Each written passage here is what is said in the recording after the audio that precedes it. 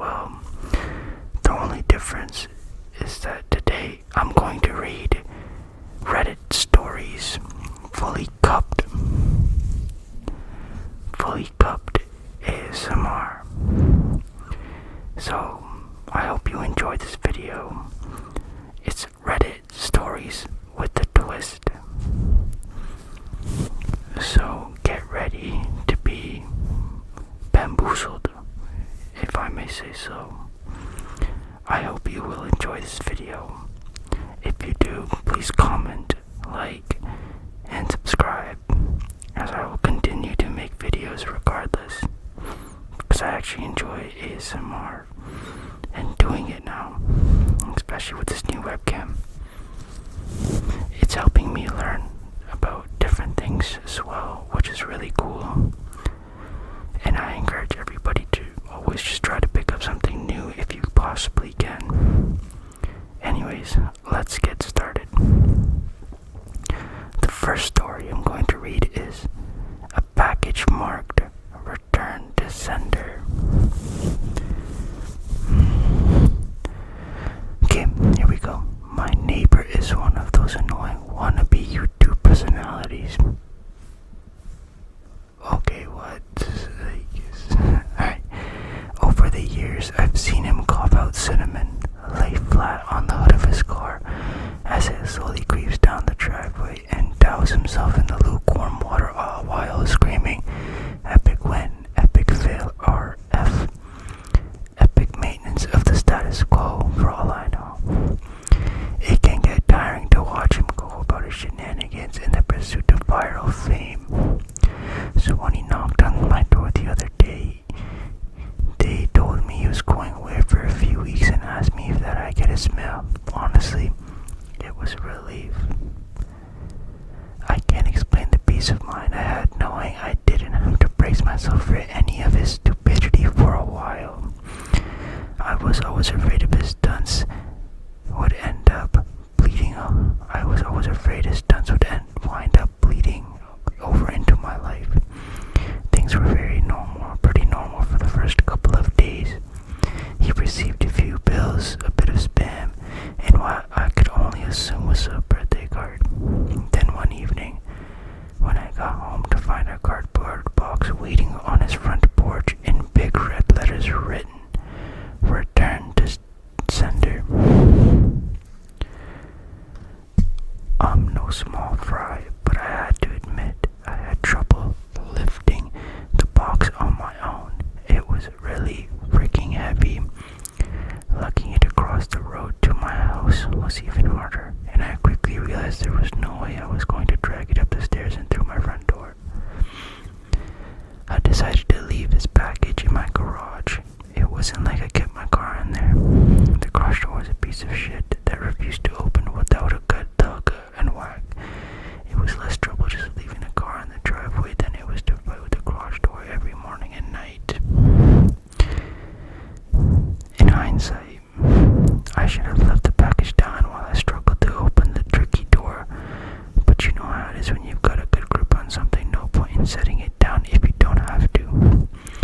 It was as I kicked the door the third time that I lost my grip on the package, and it fell to the ground. I heard a light crack inside. Shit, I cursed. I hope I hadn't broken anything important, but figured I wouldn't tell my neighbor about it and let him assume the break happened en route. Honestly, it's kind of relatable. I would probably do the same thing, but I wouldn't even be that friendly with my neighbor, to be honest. I'm an introvert. Leave me alone. Yeah, okay, anyways. So, let him assume the break happened en route. Hands free, I finally managed to get the garage door unstuck, and boy did it screech. In protest as it rolled up over me, I dragged the box the rest of the way, setting it in the corner for whenever my neighbor would come back to claim it.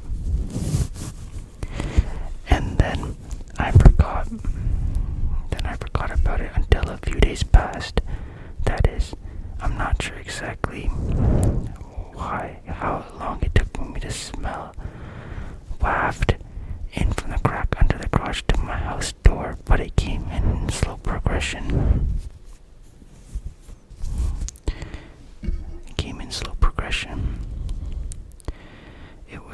sickly sweet odor, smelled similar to a skunk, and for the first few days after I smelled it, I genuinely assumed that's exactly what it was, a roadkill that had left its mark on my house. It was only when I realized that the scent was growing more intense instead of fading that I went looking for a source. That's when I opened my garage door, and that's when the odor knocked me back, holding my nose. The culprit wasn't hard to identify. The only change in my garage was the box in the corner. I remember thinking it must have been one of those meat of the month subscription boxes. The meat must have gone rancid before being left out of the fridge for so long. How much meat could have been in there for a box to have been so large and heavy? An entire freaking cow. I covered my nose as I approached the box, a pair of scissors in my hands. I probably wouldn't have needed them to open it as it became soggy enough at the bottom to poke through with a finger. But I wasn't about to poke my finger in to soil the meat juices. That soggy bottom was the reason why I had to open the box in the first place. If I tried to drag it out, everything would spill onto the floor. I was going to have to dump the pieces of meat one garbage bag at a time and then take them down the dumpster, a process I wasn't looking forward to.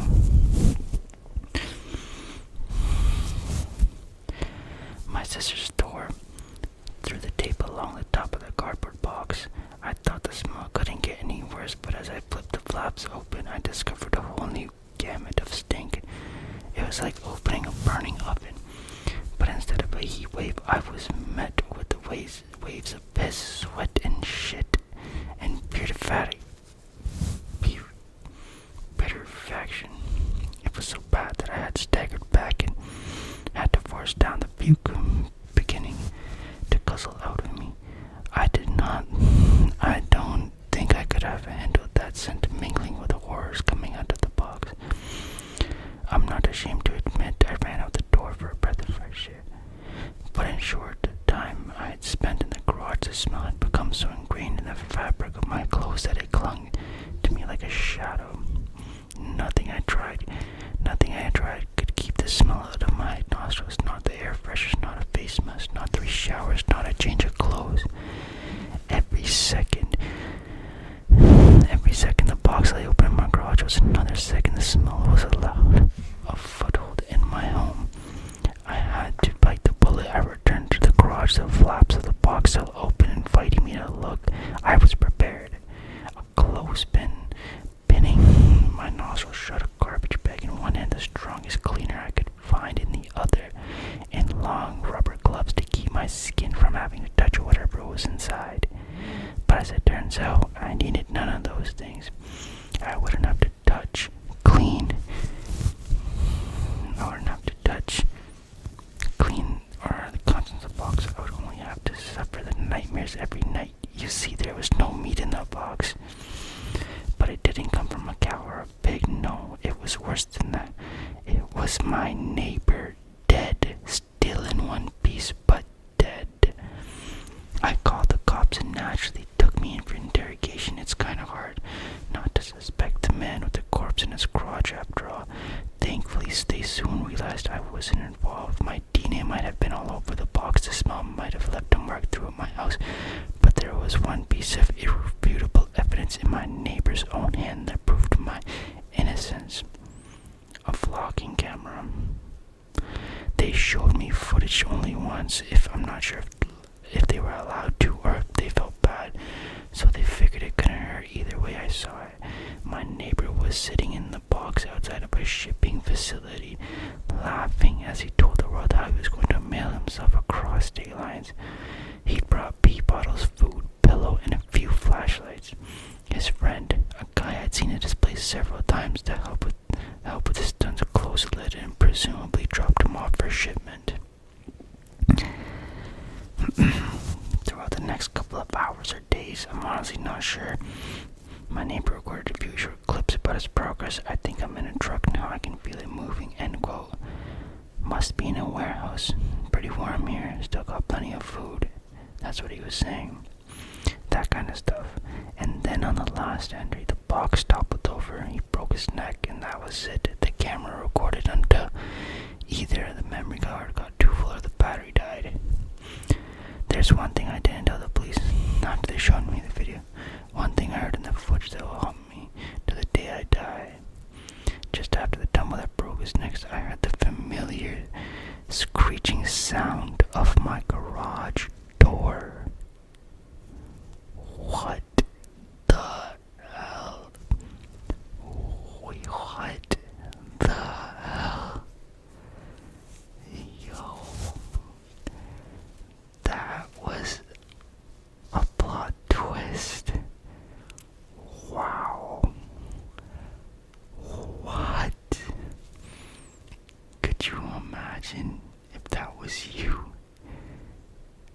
Like, handling being his neighbor. Like, how do you live with yourself after that, to be honest? Damn. I actually have no words. They got me on that one. I'm reading another short one. Today, the title is for this one is Today I Was Late Picking Up My Son from School. After reading that last story, I don't know if I'm ready for this one, but here we go. Oh my god, I screamed suddenly, looking at the clock. James and I had agreed that working on the home office would be the best way for me to keep track of our children's activities. Now there I was, failing at it. I threw my jacket over my pitiful working pajamas and grabbed my car keys. I'll admit, I have driven slightly reckless throughout my I'll admit I've driven slightly recklessly. The thought of my poor boy sitting all alone in the playground too hard to bear.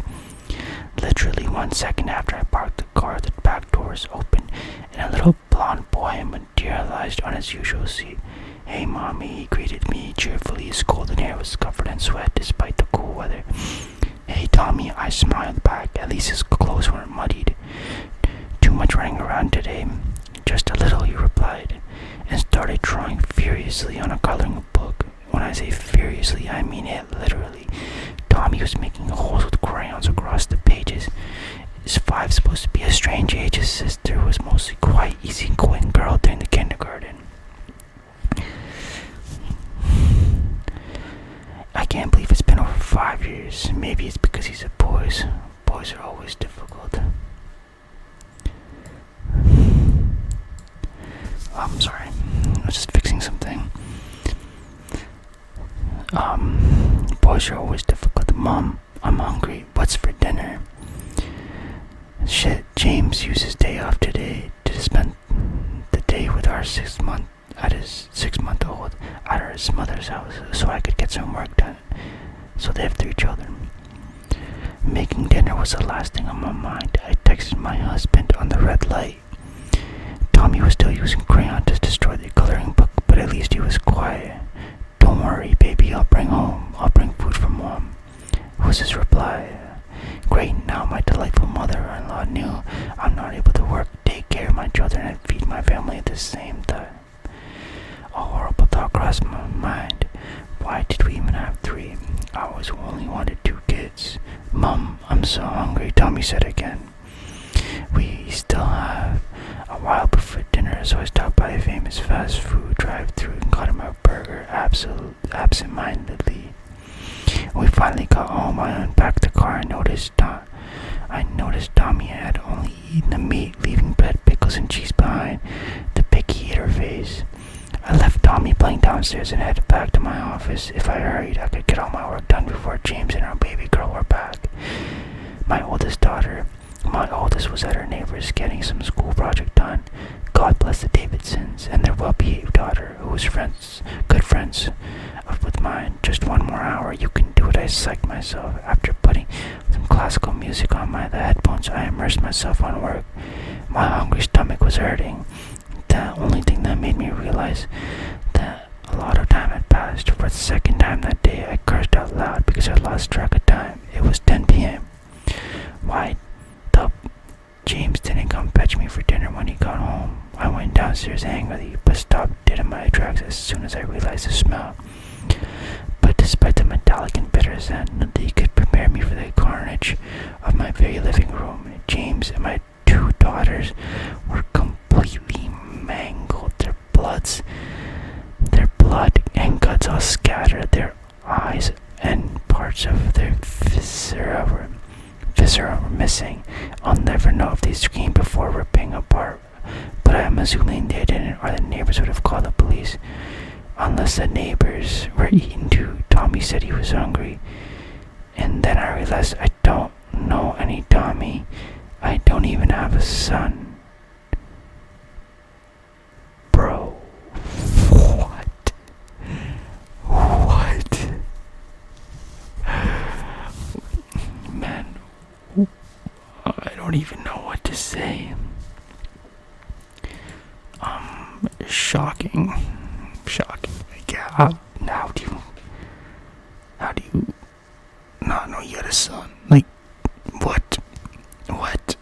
Can somebody explain to me, please? Somebody break this down for me. I'm at a loss of words once again. Yo, these Reddit stories are really good. Please let me know. Please like it, comment, subscribe. Let me know if you want to hear something next. If any of you want to hear triggers or something like that. I enjoy reading these stories. I'm a huge fan of The Whisper, but I'll try to do some different things as well in the meantime, like different triggers, and then read a story or something. Let me know what you guys want to hear. If you guys have any cool stories you want me to read, or if you guys read any stories that I can read on here, let me know in the comments. Thank you so much for viewing, and I'll see you guys soon.